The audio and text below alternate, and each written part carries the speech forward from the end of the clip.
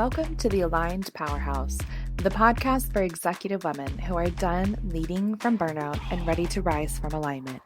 I'm your host, Dr. Brittany McGeehan, licensed psychologist, high performance and mindset coach, and guide for high-achieving women who are ready to lead, live, and love without abandoning themselves. Here, we unpack the nervous system truths, mindset shifts, and emotional patterns that drive your leadership so you can build power from the inside out. Let's get into it. Hello. Welcome back to the Aligned Powerhouse podcast. Y'all, I'm excited. I am so excited to introduce you to one of my nearest and dearest friends and dear colleague, like all of the things. So today I am so thrilled to introduce you to Dr. Bradford White. He is a licensed psychologist, and he specializes in the treatment of family of origin trauma, complex PTSD, and borderline personality disorder. There we go. My brain went off in like a different direction. I told you this is what happens. I'm like, he treats the trauma, and he does it very, very well. And he sees the nuance very, very well. So whenever you hear all of like these DSM labels, that is what he does. And he does it with, I want to say, a very, very similar lens that I do. Would you agree with that, Brad? Yeah. And what else did I miss here? Yes. So he draws on depth psychology, behavioral science, and trauma-informed care. And he helps clients uncover their inherent worth and build lasting, authentic change. So, and really, what's so interesting is I'm nervous. Oh my gosh, I wasn't nervous when I was like introducing or interviewing anyone else, Brad. Oh my gosh. So Brad was my supervisor 1,000,000 years ago, and he has been a near and dear friend since then. So we have a lot of history. So I'm sure that is coming into the room. I'm like, oh gosh. I was trying to think of a favorite story, because this is what I do whenever guests come on, is I share why I adore them. And there were so many, but Brad is someone that I have done so much of my own personal work with, especially while I was under supervision. And honestly, most recently though, like one of my favorite stories, I would love to hear one of yours, Brad. But what comes to mind for me, one, is like the OG version of the retreat. When it was run out of a Plano office, and it was, I have this idea, I think I want to do this, and I don't really know what I'm doing, but do you want to help? And you were just kind of along for the ride, like, okay. Let's go. Yeah. Yeah. Was that your first one? The very first one that I happened to sit in on? I think so. Yeah, because then we did the one together in the same Plano office. Yep. Yeah. Yeah, you brought the tacos. I remember you brought the tacos. So now we have like catering, and we have someone who comes and plates everything, and it's beautiful. But like OG version of this was we rolled up with tacos in the morning, and that's how we fed people. Heck yeah. Yeah. I think about that, and then I think about the way that you and Rachel have just shown up. Y'all are a very important part of our village. So as we've brought all the babies into the world, yeah, the way that y'all show up is like big brother, big sister, and are just, here, let me take your children, and you sit down, and here's some food, and here's how you remember to be a human. Yeah. So happy to sing Frozen with your littles. So happy to. Yes. Brad, thank you so much for being on the show. I'm so excited to get to share you with my audience. It's an honor to be here. Strong work having a show. Way to go. Thank you. Speak it over me. It's been fun. It's been super fun. You and I had a show a few years ago. Yeah. So that was my first experience with this. Well, are you ready to jump in? Totes. Let's do it. Okay. So as you know, because you're like my go-to. So Brad sees the partners of my clients. He sees the families. He is like my go-to person, right? So fun person to know in general, but also a very fun person to work with. So as you know, my audience primarily is made up of women who just hang out like in the ether. They're the top of their field and usually they're crushing it. So I'm curious, why do you think that they struggle to receive care, attention, and pleasure? And why do you think receiving is so hard for powerful women? Oh, wait. Also, as a disclaimer, we're talking about sex. If there are little ears in the room, we are discussing sex and pleasure in this episode. So hopefully you're okay with the fact that I already said that word out loud. And like, now is the time to like earmuff it up. If we're not getting graphic or like weird, but like, we're going to talk about it. Like, this is the penis. Not, my sister would be able to bust that out. But yeah. Okay. Do you remember the question? Do you want me to say it again? Okay. No, I got it. Why do powerful women struggle to receive care, affection, pleasure? So I am a depth-oriented psychologist. That means my grad program was focused on Freud, Jung, Hillman, Marie-Louise von Franz. So we focus a lot on unconscious processes, and we focus a lot on what Jung called the shadow side of us. And the shadow is the parts of us that that lie dormant while the majority of our ego is asserting itself all over the place. And for women who are powerful and successful, in addition to overcoming our cultural shadow, which is typically keeping women in the dark, you got to overcome that. And so you got to radically be assertive, penetrative. You've got to deal with lots of typical male boys club bullshit at work. And so that requires an individual to kind of go over and beyond a normal level of assertiveness. And it can push an individual out of balance. Mm. And once we're out of balance, it's, especially when we're asserting ourselves, it's so difficult to pivot when we come home and suddenly be like, okay, now I'm ready to not take charge. Now I'm ready to be taken care of. We may want that balance, but when you're making decisions all day and telling people what to do, when you get home, our bodies seek what's familiar. And so we get home and we still are just being in control. We're still asserting our wants and needs, and that's healthy, and it can get out of balance real fast. So I like to think of it in terms of yin and yang, feminine and masculine energy. To be dominant in social groups, which we must do if we're going to climb the corporate ladder, requires what's considered masculine energy. It's penetrating, it's controlling, it's dominating, it's making decisions. And every decision we make, we're killing off possibilities. Mm. So to come home and suddenly shift out of that mindset, I feel like I'm repeating myself, but to shift out of that mindset's real hard. Yeah, okay, so I'm going off script here, right? But like, do you think that exists? Do you think that's possible? Yeah, right? Like, you may need to get in the car as you're driving away from work, or as soon as you disconnect your Zoom call, your last one for the day. Zoom call. We still use Zoom. We're not using Skype anymore. Man. But right, you may need to go for a run. Like, we need to do something that engages our nervous system to help us transition out of whatever mask we've had to wear all day.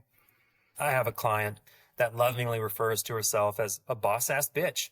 And she does. She takes care of a lot of shit and is climbing that ladder and is feeling really proud of the work she does. And, you know, she cherishes her ability to be a boss-ass bitch. And it's really difficult to suddenly make that transition into receiving, into, you know, being open to what your partner wants to do.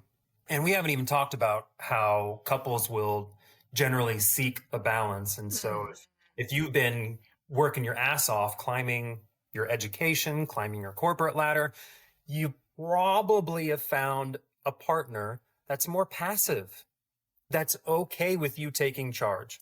And that kind of balance works well in a lot of ways. But over time, we get stuck in our roles. And that's what we're talking about here, how it's difficult to switch into receiving because your partner has probably been conditioned into them being the receiving ones, not them being the decision makers, the ones who are and taking control of the situation.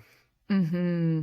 Which I think is where we meet a lot of people, because we meet them in spaces of transition or desiring change, right? And that moment, I always think of it as like such a reckoning.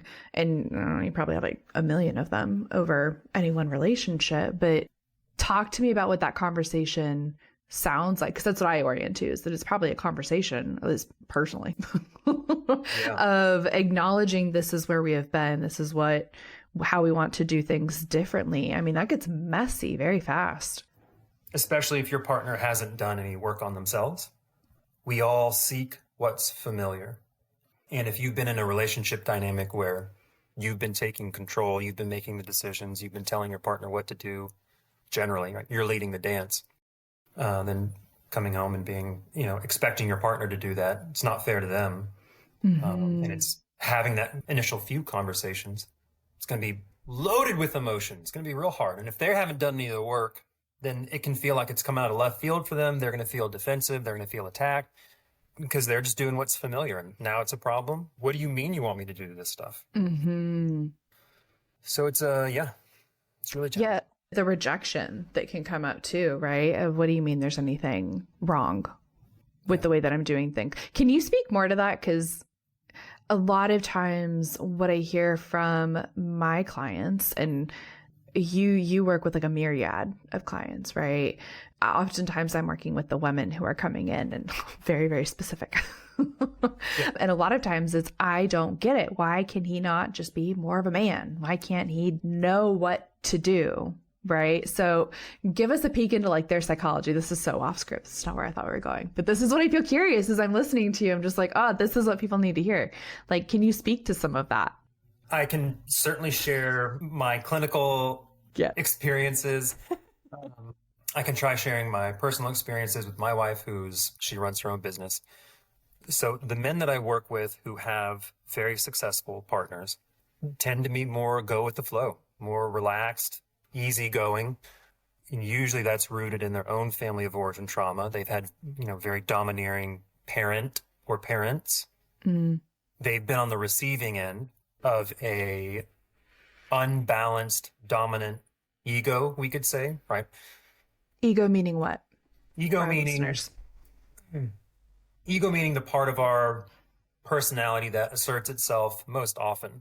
When we say, I am doing this, I am this, I make this much money, I went here on vacation, right? That's the most dominant part of our personality asserting its existence. We could call that the ego.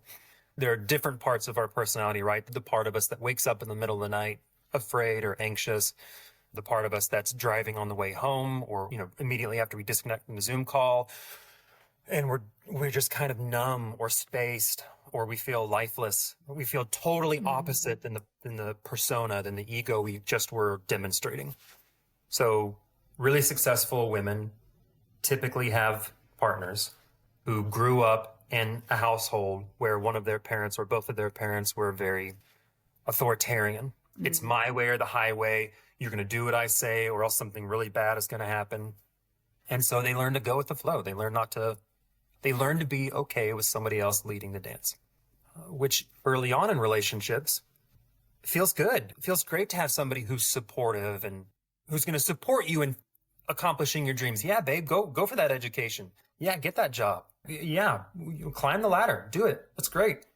Over time, it may lose its appeal. All right, you may be wanting your partner to lead the dance more, especially when kids get involved. Then it gets so exhaustive to be the one making all the decisions. But you have a partner who's been conditioned to letting you lead. They may have tried to lead here and there, and they're doing it wrong. They're not doing it good enough. And so you get pissed and you're like, what are you doing? No. And you might take over. You might advertently or inadvertently shame them, which teaches them, okay, that's not what I'm going to do. I'm going to let my partner keep making the decisions, which leads us back into how to shift out of being in control to receiving care and affection and pleasure. Right? Because in the bedroom, unless that's your thing, you enjoy being in control and dominating all the time, which if it is, it's great. It works out for you. But others, want a balance. They don't want to lead all the time. They don't want to take charge all the time. Mm-hmm. They want someone to take control. They want someone to, take initiative, lead things, initiate, change it up. They don't have to tell the person, change it up, do this instead. Right. Yeah. Talk to me more about what this control and anxiety, I feel like, is so much of what all of this comes down to, right? The inability to regulate the anxiety that shows up and having to trust another human being and compensating with control. So, yeah, what do you see this doing to sex and intimacy? You already said part of it, but I would love for you to say more. Yeah. Well, I think that if you're the one who's normally running the business, running the show, telling people what to do, most of us, we need a balance. And so if you're doing that all day at night, you don't want to do that. You're tired of doing that. You want somebody who knows you. You want somebody who can tend to you.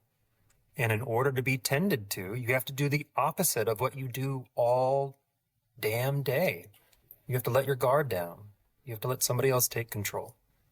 But that's not how you got to where you are. You got to where you are by holding tightly onto the reins, by, staying tense, being hypervigilant, looking out for the next threat and, out calculating, out maneuvering, out working.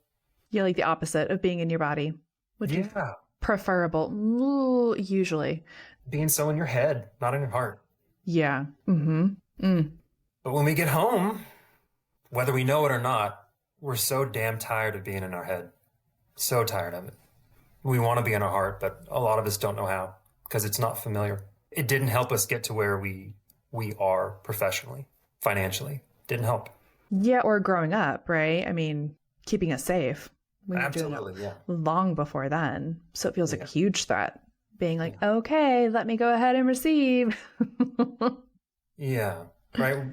Usually individuals who are really successful also had authoritarian parents, and they just learned to adapt in a way that allowed them to continue achieving, whether that's in spite of their abusive caregiver or with the praise of their abusive caregiver. Mm. I've worked with individuals who were physically taken care of. They had their physical needs met. And at first conversation with them, they would say, oh, I had an amazing childhood. I had such loving parents. They took care of my every need. And then you have a few more conversations with them and it's, well, but my mom wasn't around that much. I mean, she would pick me up from school, but then she'd, just go to Target for 5 hours and come home with a bunch of stuff we didn't need. And she and my dad would get into arguments but it's pretty normal. Mm. Or, oh, my dad was so loving and caring, except for when he hit me at the dinner table when my elbows went on the table. Yeah. Or he would call me into the room and say, look at this on TV. And it would be Miss America pageant or, some typically chauvinistic, sexist show. And he'd be like, that's what a woman's supposed to look like. Mm. That's what you ought to work for. You're eating too much, Are you sure you want to be eating that? Honey, come on. All the ways in which shame is transmitted. Mm-hmm. So talk to me. I want to shift us a little bit here because I enjoy hearing your take on, because you're big into existentialism. You're big into spirituality. Yep. You're big into playing in the weeds is a strength for you. So how do you see these frameworks, these ideas helping whenever it comes to releasing some of the shame or guilt around who a person is? Yeah. What a good question. For a lot of us, we grew up with parents who would take us to church. Usually those churches are authoritarian. This is the right way to do things. These are all the ways you're bad, you're sinning, you're going to hell. So we want to do things the right way. And for those of us who learn to do things the right way, according to our parents and according to the church, we can excel in that narrow, controlling way, which makes it hard to receive, makes it hard to let the guard down. It makes it hard to be in our body. I guess the difference for me between spirituality and existentiality is the question, what is the purpose of all this? What does this mean? What does my life mean? Spirituality, specifically some religion, provide the answer to that. Well, your life means that you are a being who is meant to worship X, Y, or Z deity. And so we've got existentiality over here. What's the purpose of my life? Religion can't answer that, but it comes loaded with a lot of dogma, a lot of fundamentalism, often, not always. Spirituality in general is our relationship with a higher power. And it doesn't have to be tied to a religion. It can be, but it doesn't have to be. And spirituality, personally, goes hand in hand with existentiality, because it provides part of the answer to what is the purpose of all this. Ask me a question. Refine me. I'm in the weeds here. No, you're good. And I enjoy, right? I'm like, yeah, no, absolutely. And I'm thinking about my kids because that's a bridge that we are navigating and crossing, right? And figuring out how to do it. The question was about how do you see these frameworks and being helpful to release said shame, right? Because I think you do that very beautifully in your work. But I was with you. I was following you into the weeds. Yeah. I think it's real important we're all a product of our environment. And so working with our earliest materials, our earliest experiences is crucial. I learned of a book, as I'm sure many of your listeners have learned about this book from you or from their own journey, but Pia Melody's Facing Codependence. Personally, I think it should be called Facing Family of Origin Trauma, but it's me. Be more honest. Learning all the ways we are spiritually abused, right? The book does a great job laying out in painful detail different forms of abuse. Spiritual abuse is one of them. Growing up in a household where we're told the wages of sin is death and burning in hell forever. Touching yourself is a shame. Thinking sexual thoughts is a shame. Having more than one partner is a shame. Oh my goodness. Mm-hmm. So for those of us who grew up in those kind of households, our sense of self-worth, our sense of who we are in the world, what our life means, is tied up in our early religious experiences. And so going through and detailing, right, journaling about that, bringing it to your therapist or your coach or your small group, and being radically vulnerable and authentic with your experiences is crucial. Mm-hmm. We want to work with the shit. We got to process it to turn it into fertilizer.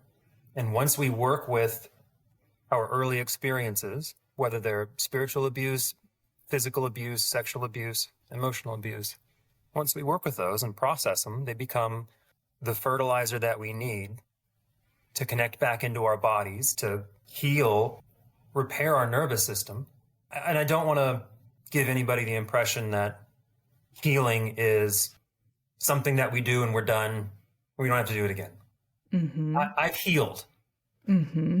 No, we're healing always. It's a lifelong thing.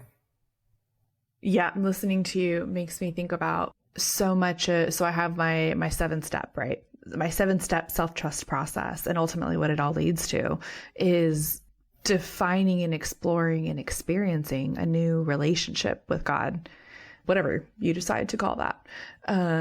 Whatever it is, right? But ultimately, whenever you walk in the door, there's an idea. And a lot of what I talk about in particular in my retreats is you have a higher power, even if you don't ascribe to any sort of religion or spirituality or anything. If you were born into this world with any kind of caregiver, which all of us were brought here somehow, you have a higher power, and it's better to acknowledge it and get it out of the closet. Let's look at the boogeyman.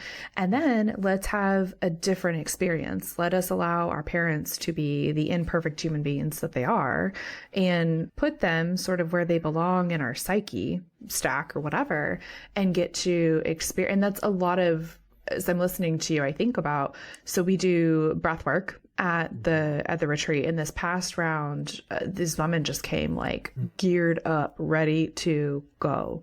And essentially the part of what they took away, right, was an experience with a higher power, like on day one, in conglomeration with littles, right? And just getting to have that experience of what does that feel like to be cared for and loved for, or with the idea that you are precious and perfect exactly as you are. Yeah. And ultimately this being so much of what we are driving at, so much of any kind of healing, right, is like being able to experience yourself. I think about my daughter, who our new favorite word right now is stunning, because I'll be like, girl, you look stunning. And she will put on, we're big into princess dresses, you know this. She put on a new dress and she came around the corner, and I have a full length mirror because we love us a good outfit. And she goes, like hand on the hip. She goes, girl, you look stunning. And she's over there and we do affirmations and all the things. And so then she's talking into the mirror and you are smart. You are brave. You have courage in your heart and you are stunning. But like, she is just... Love it. Right. Of just like, we're teaching her to be a girl's girl. And so she goes up to women or men that she sees, and I love your shirt. I think it's really cool. Like, we say those things when we think they're true. And we say those things about ourselves of like, it's okay to be really proud and excited, but to get to experience yourself is like, no, you are the absolute shit and you're fantastic. And that being so much of what this work is driving at, right? Yes. For individuals who have ascribed that to the thing that you do being an output versus you woke up and you looked in the mirror and you're stunning. So talk to me about like for listeners who maybe are just starting this journey, like what can you expect to actually happen if a woman is like, I'm going to do it. I'm going to do it. I'm going to start receiving. It's going to be great. I'm going to change the dynamic. Look at your face. Exactly. What do you think actually starts to happen when a woman stops performing at work, in relationships, even in sex? Like what, what happens next? You buckle up and you get ready for shit to hit the fan. That's right. Yeah. I wish it was as easy as, I'm just going to start asserting this other part of me, and I'm going to let go of having to be perfect. I'm going to embrace my perfect imperfection, and I'm going to ask for what I want and need, and I'm going to be spontaneous. And it'll work out. Unfortunately, most of the time, in the short term, hell no, it doesn't work out. Because we all seek what's familiar. Your nervous system just seeks what's familiar. It doesn't seek what's good for you. It doesn't know what's good for you. It just does what's familiar. Your partner's nervous system is going to do what's familiar. The system at work is going to do what's familiar. And it's so hard to change who we are, right? To remember who we are, to put ourselves back together from how we've been dismembered throughout our lives. It's so hard to remember ourselves. And when you say that, sorry, I'm interrupting. Yeah. It's already happening. Is that okay? That's great. Okay. Can you say that I really want people to like hear what you're saying, this remembering. Yeah. Like, can you say that another way?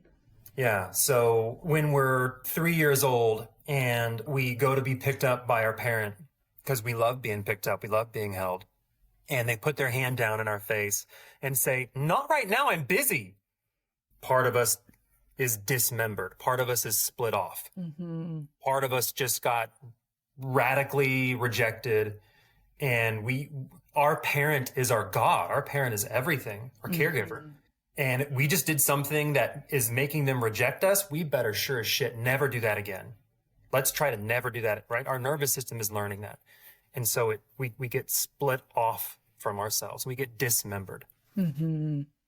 First important job we have, performance review time or before that. And our boss, our manager tells us, hey, what you're doing here is unacceptable. This part, you have to improve that. Holy shit. Okay, well, let me make sure I never do that again, right? We tear off a part of ourselves because we were just told it's not going to lead us to growth and financial success, and our worth is tied up in our sense of who we are, going back to existentialism, going back to family of origin trauma. And so we've all been dismembered, and doing this kind of work is a remembering of who we are, both figuratively and literally. Mm-hmm. We're trying to do the work of remembering, oh my God, I had forgotten this happened when I was 3, when I was 8, when I was 12. I forgot. And then doing the emotional work of reincorporating that wounded child, of letting them know they weren't doing anything wrong. When they were shamed, when they were abused, that wasn't their fault. They didn't deserve that. And then finding the sadness and finding the anger is crucial. We got to grieve what we've lost. Mm-hmm. And it's also so important not to shortcut the process by just saying, look, well, I know my parents are perfectly imperfect. They were really stressed. They had other kids. They had jobs, blah, blah, blah, blah, blah. Sure. We're not saying your parents are bad people. Nobody's actually the bad one. Mm-hmm. But we have to give our nervous systems permission to feel the sadness, to feel the anger, in order to have that deeper acceptance that we need. So then say you do that. Say you do all that. Yeah, you're doing it, right? Like, I'm still doing it. I do it on the daily, unless I'm dissociated from myself and just numbing myself out with X, Y, or Z. Right, right. So, because what I hear people jump to is, if I do this, I'm going to get a divorce. We tend to jump to worst case scenario. And I always tell people, like, I don't have a crystal ball. Good. You totally could end up getting a divorce. Not my business. I'm not pulling for that. I'm not whatever, right? I also think, and something you dramatically helped me heal, like in my own work, right, is like seeing the 50 million steps, and not everything needs to be alarm bells immediately. Because that has historically been go-to, right? Is the splitting process. I'm like, peace. And so I think that is something you are good at. So talk to me about, like, what are other options, and not even like options, but help listeners play this out. Because I imagine someone is listening to this and they're like, oh yeah, I need to do this work. I need to be honest about how resentful I am. I need to be honest about the fact that if something doesn't change, I am planning on leaving, because I do have the go energy, whatever, right? But if I do that, then what if, so behaviorally, right? What are other things that someone can expect if they get really radically honest in some of these conversations in their marriage? Behaviorally from themselves, from their spouses? Both. Now I want both. Yeah. So I strongly recommend everyone practice what you're saying, rehearse it. Give your body practice simply saying the words. You can say them in your car. You can say them in front of the mirror, when you're on the toilet, wherever. Doesn't matter. Practice saying the words. Write them down. Go review them with your therapist or your coach, right? We are perfectly imperfect. And so the first few versions of us expressing ourselves authentically are going to be messy. It's okay. I also encourage my patients to start with, if you can't find love in your heart for what you're about to do, for the conversation you're about to have with your partner, keep working on it. Keep doing the inner work until you find that love in your heart, because you're not going to your partner in order to hurt them. They may feel hurt. That's their business. You're not responsible for their emotions. You're not responsible for their emotions. So they may feel hurt. That's their business. You're actually giving your partner a gift. You are telling them what's happening inside of you. And they need to know that in order for the relationship to get healthier. It may feel bad. Probably will feel bad. Probably feels bad to you already. I know it feels bad to me when I've got resentment in my heart. It feels awful. Mm-hmm. And so we got to remember the love. We got to remember, one, that we love ourselves, that we're inherently worthy. It doesn't matter how upset we are, how pissed off we are. If we're going into the bargaining process of, well, if they didn't do this, or if I hadn't done this, this is all my fault. I am responsible for the state of my marriage entirely. This is all my fault. You got to go through the bargaining, right? You got to find the ability to love yourself or your reality for where you are.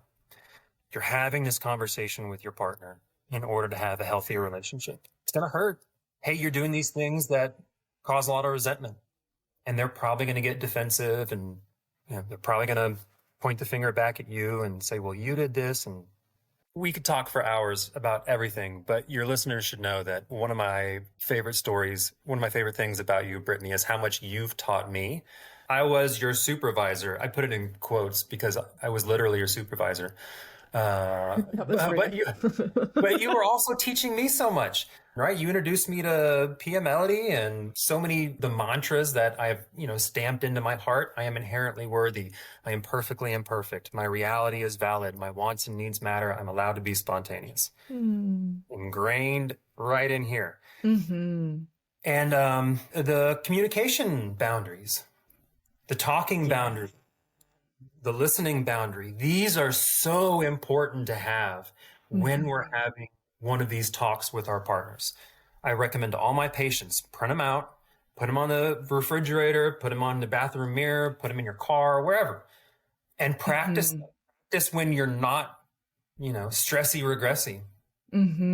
Say more for listeners who are like, what is, right, a talking, listening boundary? Yeah. So these are like communication equations that you can, I'm a math major, so I'm a nerd. These are plug and play conversation formats that you can insert your own experience into the framework and just read off of them. So when I saw you roll your eyes, when I saw you turn away, the story I told myself is, you don't care about me. That my wants and needs aren't important. That my reality is not valid. And about that, I feel furious or so hurt or so resentful.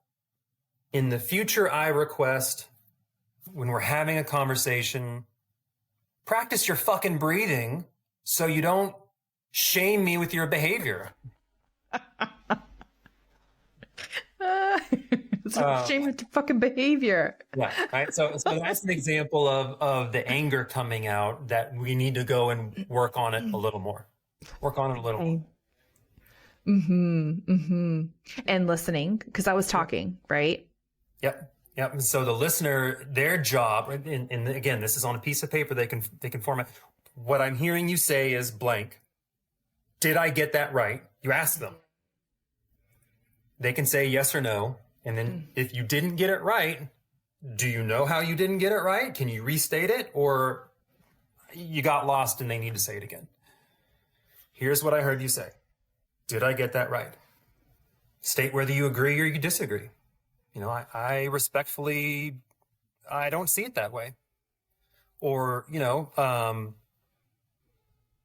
I can see how when I turn around, when we're in the middle of a conversation, I can see how you can feel dismissed or rejected. I can see how that activates and triggers you. And I love you. I don't want you to be activated and triggered. So I'll work on regulating my nervous system so I don't turn around and give you my back when we're talking. These are my 2 sheets. You can practice these when you're after you just had good sex. That's a fun time. When you did this, when I saw you look at me this way, the story I told myself was, ooh, I am hot shit. Or and about that, I felt so good.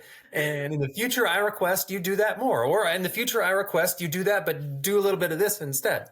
And then they can practice the listening boundary. Oh, what I heard you say was this. Did I get that right? I agree. I like that too.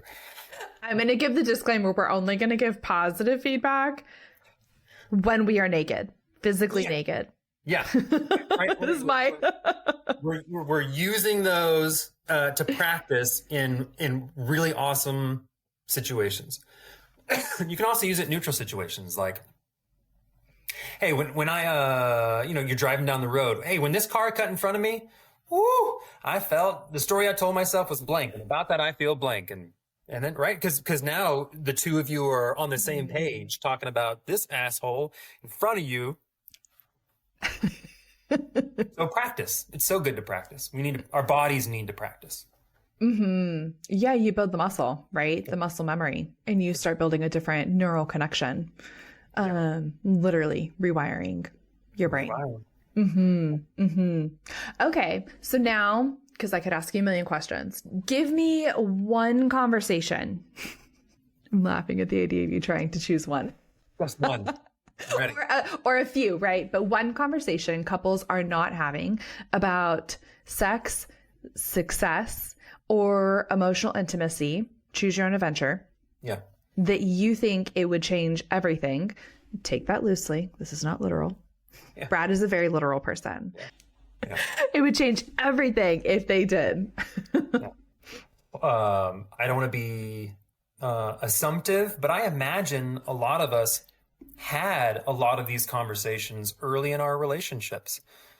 Conversations like, what does success look like for you, for us? Where do we want to be in 5 years? What do we sexually, what gets us off? What do you like? What do you not like? Do you like it when I do this? I like it when you do this. Do that more.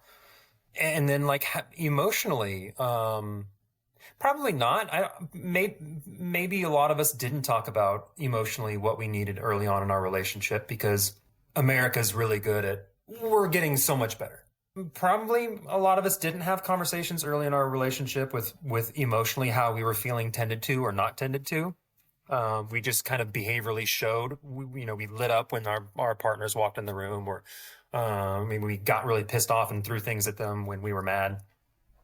But actually talking about our emotions, maybe it happened, maybe it didn't.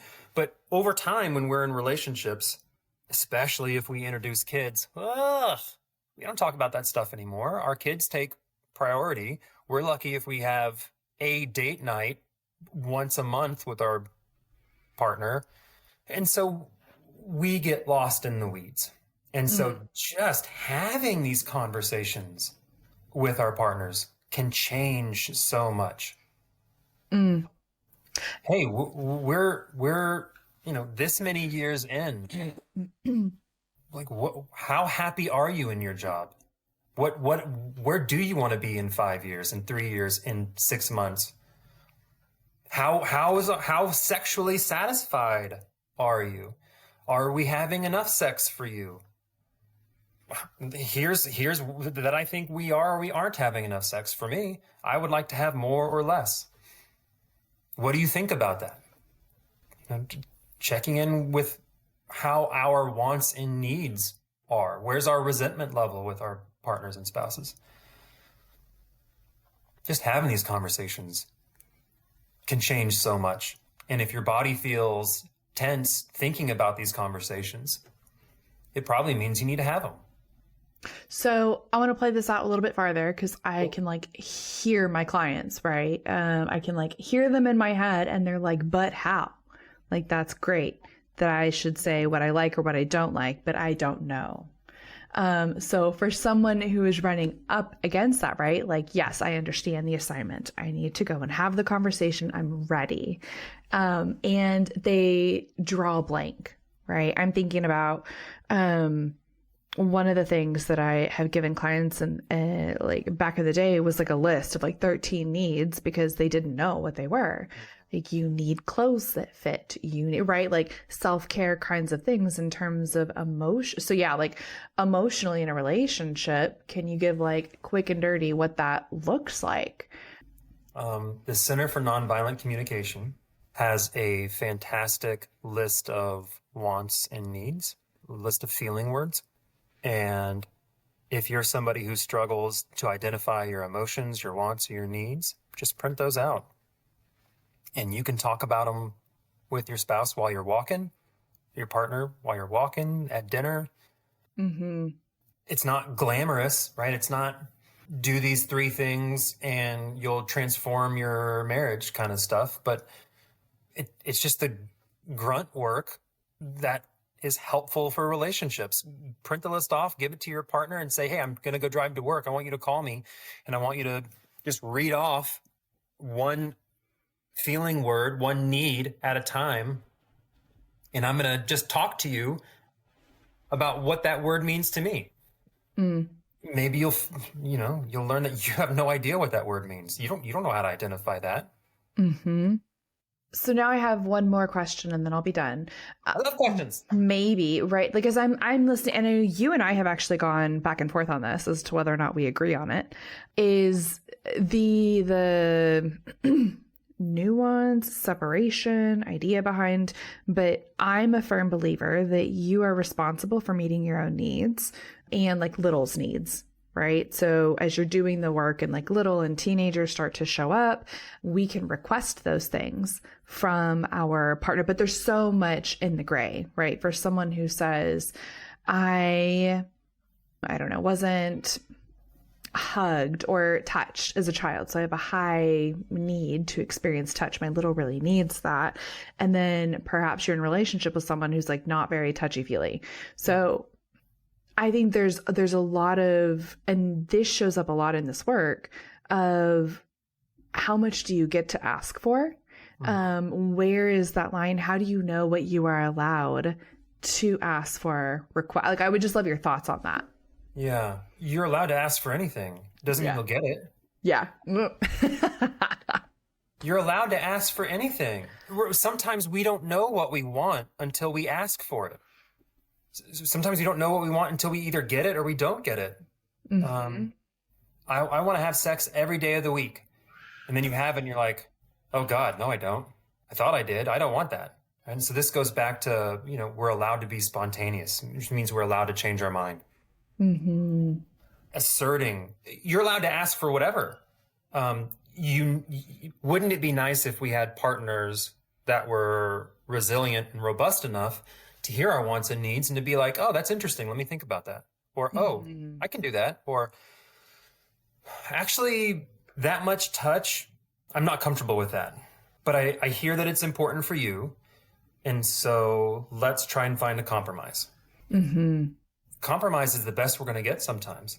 We're not in a marriage or in a relationship to have all of our needs, all of our wants met all the time. It's not going to happen. Say it again. We're not in a relationship to have all of our wants and needs met all the time. It's not going to happen.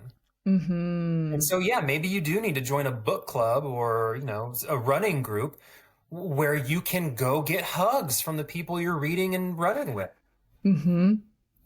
Get them. Yeah.